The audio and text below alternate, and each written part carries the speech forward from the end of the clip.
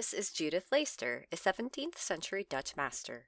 She is best known for her merry company genre scenes and for having her entire portfolio posthumously attributed to her male contemporaries. Judith Leyster was born in July 1609 in the city of Haarlem in the Netherlands. She was the eighth of 9 children. Her father was Jan William Leyster, a brewer, and her mother, Tryon Jaspers, a weaver. Leyster was initially the name of her father's brewery, but then adopted for use as the family's surname.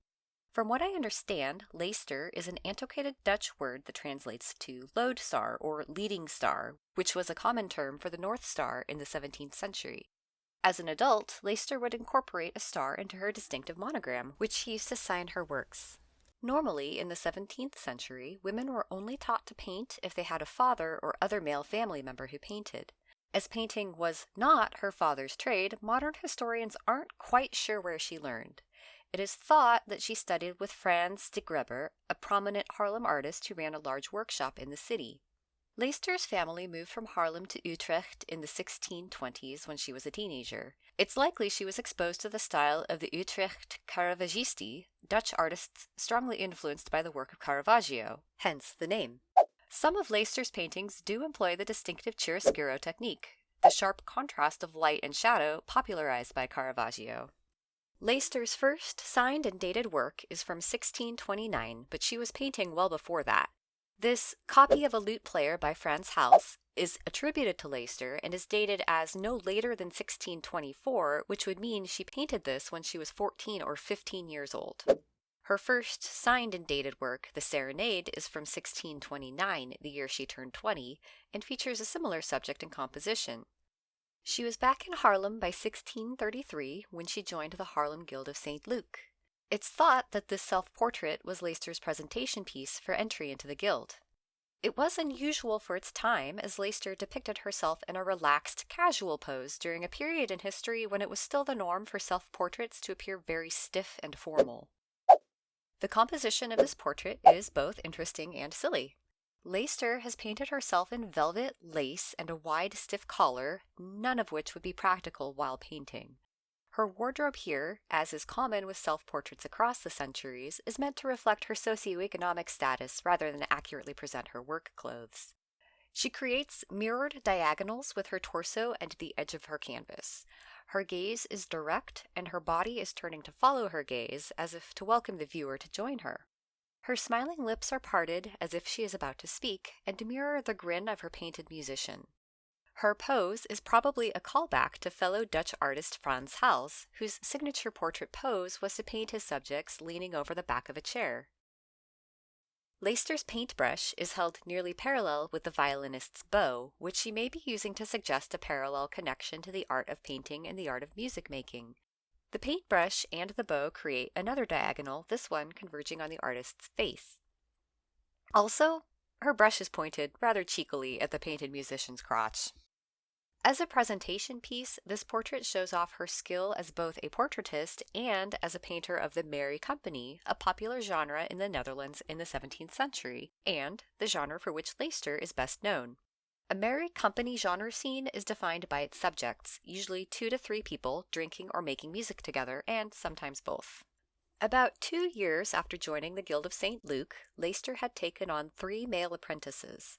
Guild records show that one of her students left her workshop for the tutelage of her contemporary, Frans Hals. She successfully sued for damages, as a lost apprentice meant lost wages.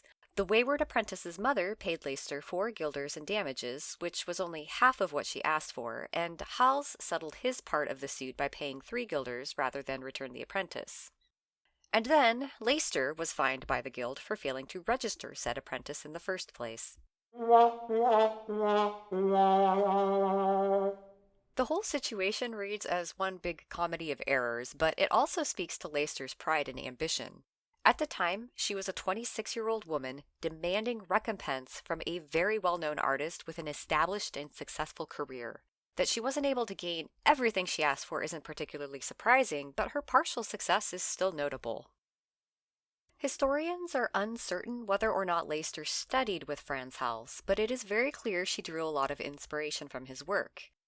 Born in 1582, Howells was already an established artist when Leyster was born in 1609, and he outlived her by 6 years. He ran a workshop in Harlem and had many students, though apparently whatever records that survived don't indicate Leyster was ever active as one of his pupils. Howells was known in his time for his loose and painterly style. This was a break from the norm in a time when artists demonstrated their skill by concealing their brushstrokes.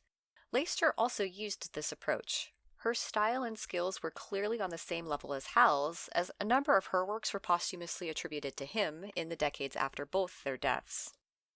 And, speaking of some of those works, like many women artists both before, during, and after her time, Leyster's pieces often focus on the lives of women. This one in particular stands out from the rest for a number of interesting reasons.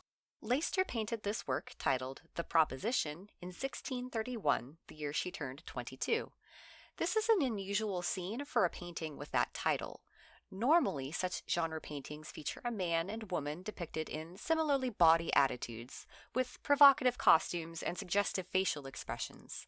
Sometimes the work will include an older woman acting as procuress, the woman in charge of collecting money for the prostitute's services. Leyster's seamstress is dressed modestly, covered from the neck down, and is focused entirely on her sewing. She is clearly ignoring the man demanding her attention and propositioning her with a handful of coins. In the 17th century, sewing during idle moments was considered proper behavior for virtuous women. In addition, her modest clothing is indicative of a housewife, not a prostitute as the work's title suggests. Finally, Leyster has included a foot warmer, which was used as a visual code to indicate a woman's marital status. A foot warmer fully under the skirt and with no feet visible, as Leyster has painted, indicates a married woman. A foot warmer halfway out from under the skirt and with a foot or feet visible indicates a woman who might be interested in the attention of a male suitor. Lastly, a foot warmer that is not under the woman and empty of coals indicates a single woman. It's very possible you've seen one of these before without realizing its significance. As most painters in the 17th century were men, genre scenes titled The Proposition were painted from the male point of view. Bauburin's lascivious customer seems to embody a common male perspective, or at least a fantasy. Virile and full of life, his masculinity is irresistible to the women around him, and his advances are met with equal enthusiasm from the object of his desire. Leyster's Proposition seems to look at this common scenario and turn it on its head. Her lascivious customer does appear to be virile and full of life, but he's not the subject of this painting, the woman is. The shadow he casts looms ominously over her, and his presence feels invasive and threatening. Leyster has used a number of visual cues to indicate the woman's disinterest, as well as her unavailability. If headphones had existed in Leyster's time, I bet she would have included those too. I'm not sure whether Leyster herself titled this work or if it was given the name later, but in either case, the painting as it stands now is an excellent commentary on an experience most women can relate to that is commonly overlooked, downplayed, or ignored by most men. When she was 27, Leyster married fellow Dutch painter Jan Janus Molenaar. The couple moved to Amsterdam, where they lived for 12 years. In that time, Leyster gave birth to 5 children, although only 2 survived to adulthood.